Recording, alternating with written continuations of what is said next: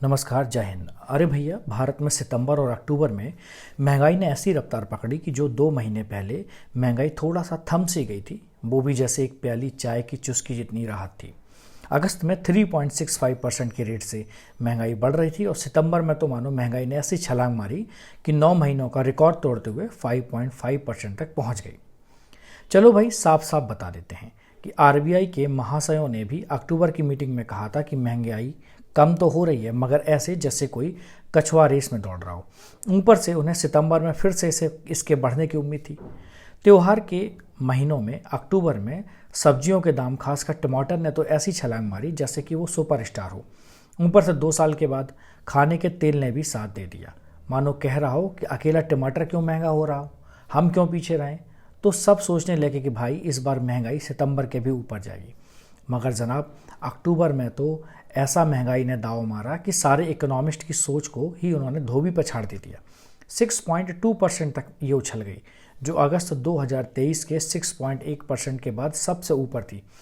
मतलब महंगाई ने तो कह दिया कि अभी तो मैं जवान हूँ, खाना पीना तो इस साल की महंगाई का सबसे बड़ा सिरदर्द बना रहा है। लेकिन इस बार जो उछाल मारी वो भी पूरे 10.9% की, और ये शहर वालों के लिए तो ये 11.1% तक पहुंच गई, जैसे शहरी जनता पर कोई अलग ही सितम हो रहा हो।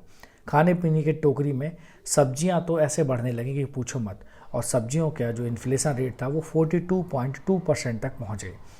और ये 5 साल की सबसे ऊंची छलांग थी इन्फ्लेशन की, जिसमें टमाटर भाई साहब ने तो ऐसी स्पीड पकड़ी कि साल भर में खुद को उन्होंने दुगना कर डाला।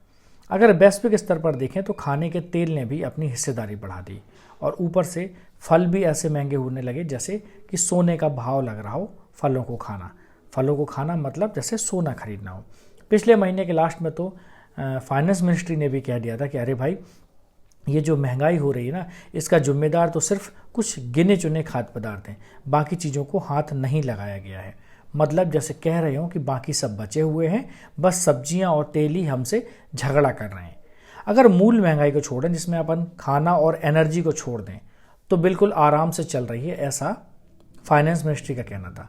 और खरीफ की अच्छी फसल से अनाज का भी जो वो है ना कि उम्मीद है कि खरीफ की फसल बहुत अच्छी हो गई तो हमारे भंडार मजबूत हैं जो महंगाई को थाम लेंगे, ऐसा वित्त मंत्रालय का मानना था। मतलब वो ऐसा कह रहे हैं कि चिंता मत करो, हमारे पास पर्याप्त चावल और दाल है। अब ये सब सोच शायद फिर से देखने की ज़रूरत है।